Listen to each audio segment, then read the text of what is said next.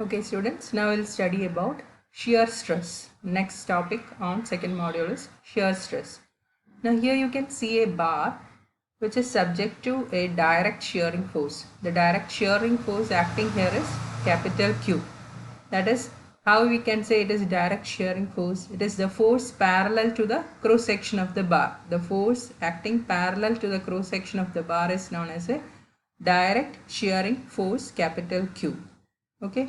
Now in figure 2 you can see a bolt or a rivet subjected to the section of the bolt or a rivet subjected to direct shear is shown in this figure, and let Q be the shearing force. Here let Q be the shearing force. In first case also Q is the shearing force and small q the shearing stress acting on the section.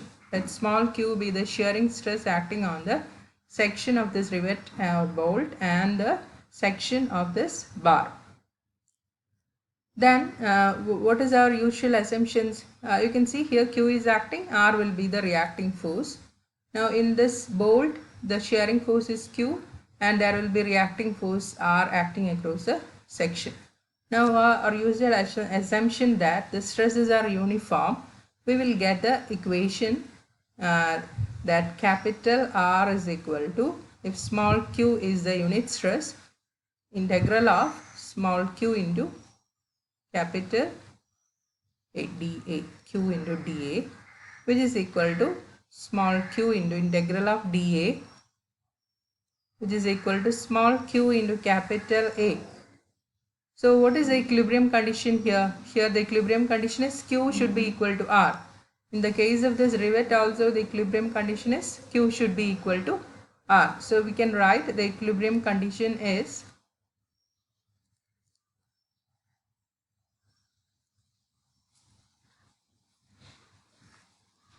Q is equal to capital Q is equal to capital R. So what is R? R is equal to, you have got capital R is equal to small q into A. Small q into A, or you can write shear stress small q is equal to capital Q by capital A. That is the direct shear is equal to direct shear stress is equal to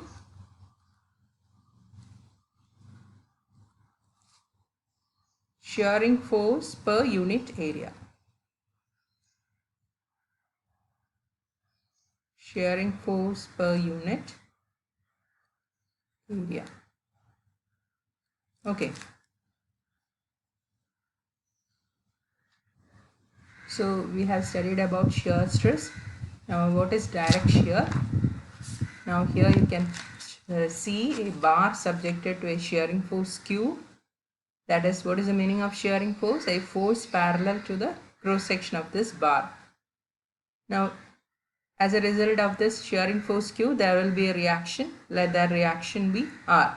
Now what is the equilibrium condition? R should be equal to Q.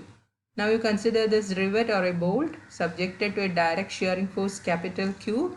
Now why it is known as direct shearing force? The force is parallel to the cross section of the rivet. Okay. Now let capital Q be the shearing force in both the cases and small q is the shearing stress acting on the section. Shearing stress acting on the cross section of the rivet and shearing stress acting on the cross section of this bar. Let small q be the shear stress. Okay. Now here also we can draw the section. If we draw the sectional view, so here Q will be acting downwards and R will be acting upwards the reaction. Okay. Then with the usual assumption that the stresses are uniform across the cross section of the bolt and across the cross section of this bar, we can write capital R is equal to integral of small q into dA. Q is the unit shear stress acting on area dA.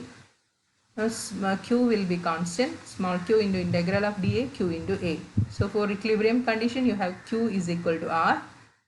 You have got R equal to small q into A. So you will get the shearing stress Q is equal to capital Q by A. where capital Q is the shearing force per unit area.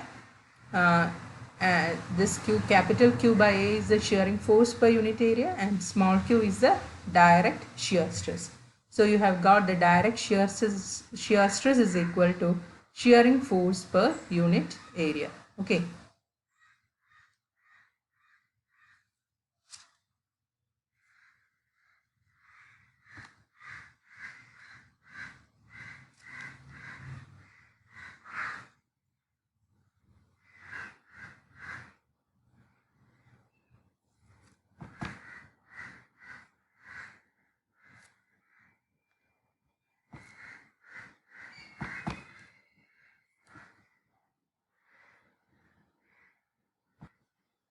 Now we'll study about simple shear. A material is said to be in a state of simple shear if it is subjected to only shearing stress. Now we have already discussed that shearing force try to shear off the cross section of the body. Okay. Now you consider a bolt subjected to pure shear. That is, it is only subjected to shear force. No other normal force is acting here. No other axial force is acting here. This bolt is subjected to pure shear only. Now you consider a rectangular element at this section which is subjected to pure shear. Let the intensity of shear stress be QAB. Now I am taking this section, this element on this section and drawing it here. Let QAB be the intensity of shear stress on this section AB. Okay, and let T be the thickness of the element in this direction. Let the thickness in this direction be T. Let T be the thickness of this element. Consider the equilibrium of the element. Now what is the vertical force on AB?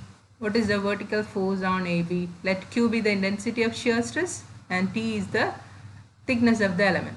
Now this is a rectangular element at the section subjected to pure shear. Okay. Now you consider the equilibrium of the element on the section. So this is the element. The shearing force on this part is QAB. So this section is subjected to a shear stress of QAB. So we'll first find out what is the vertical force on AB. What is the vertical force on AB? Vertical force is equal to stress into dimension area of this portion, that is AB into T. T is the thickness of this element. Okay, so Q into AB, QAB into capital AB into T is the vertical force on the portion of the element AB. Now how can this be balanced? You have said that this element is in equilibrium. So how can we have said that this is in equilibrium. Okay, this element is in equilibrium. And we have obtained that the force on this part AB is equal to QAB into capital AB into T. Now this can be balanced by a vertical downward force on the section CD. Now since we have assumed that you have got the force is acting downwards, shearing force, so the shearing stress will be acting upwards. So in order to balance this vertical force on AB, there should be a vertical downward force on CD. So how will you find out this vertical downward force? You have the shearing stress on the portion CD as QCD. So downward force will be equal to QCD into area of this portion, that is CD into T. So this should be equal, then only this element will be in equilibrium. So we can write QAB into capital AB into T equal to QCD into capital CD into small t. So you know that this is a rectangular section. So this side and this side will be equal. So AB will be equal to CD and T is equal to T. So you'll get QAB is equal to QCD. Let us assume this as small q.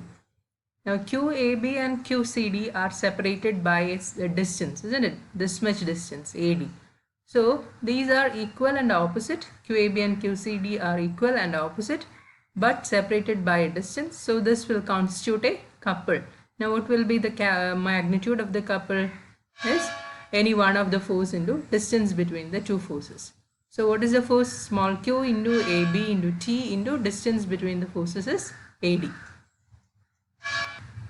So now you have got the shearing stresses acting on the opposite faces of these elements will constitute a couple of magnitude small q into AB into T into AD. So in order to maintain an equilibrium condition, this couple formed by these two faces should balance by the couple formed by the forces on the faces AD and CB. Okay. Okay, so you have seen that QAB and QCD are giving rise to equal and opposite forces QAB into T with a momentum equal to AD, and they form a couple of magnitude equal to Q into capital AB into T into AD, and this can be balanced by another couple only.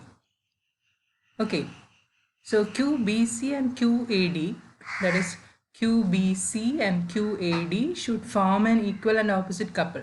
These are two equal and opposite forces separated by a distance CD. So this will also form a couple. So let QBC equal to QAD equal to Q dash. So the couple formed by these two forces is equal to Q dash into AD into T into AB. Q dash into AD into T into AB. Okay. So for equilibrium, this equation 1, that is small q should be is equal to Q dash. Thus in a section subjected to pure shear, the state of stress at any element at a section will be like that. It will be subjected to complementary shear stresses on all the four sides of this element. Okay, so it will be subjected to a force like this, shear stress Q like this, and on the opposite side there will be a shear stress in the opposite direction. On the side AB there will be a shear stress Q, and on the opposite side CD there will be a shear stress Q acting in the opposite direction. So this is said to be in a state of complementary shear. Okay, this one is complemented by this one, and this is complemented by this shear. This is known as a state of complementary shear stress. Okay.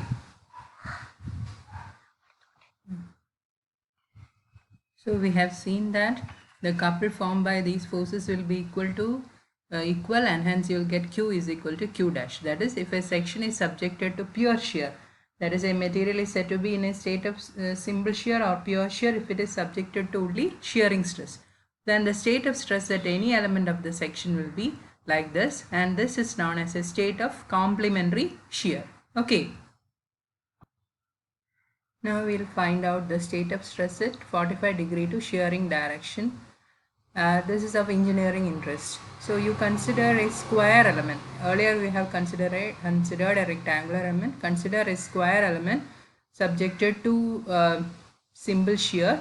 A is the side and T is the thickness. Now you consider the section plane at an angle of 45°. That the section plane, the diagonal of this square element AC. So you can write, you have to find out what is sigma perpendicular to this diagonal plane. So let us resolve these forces. When you resolve this force, Q, this Q along this sigma, you will get this as Q cos 45, because this angle is 45. Since this is 45, the angle between the perpendiculars will also be equal to 45. And if you resolve this Q along AD, along this sigma, you will get the component of Q along this line as Q sin 45, because this angle is 45°, since this angle is 45°. So the component of Q acting like this along this Q will be equal to Q sin 45. Okay, now we can equate these forces. Now since this is a square, you can write the diagonal as √2 into A. Okay, now you consider from equilibrium condition of system of forces in the direction normal to AC, will get sigma into AC into T will be equal to Q into CD. This Q is acting along this plane. Q cos 45 into CD into T plus Q sin 45 into AD into T. So substituting the values of cos 45, you will get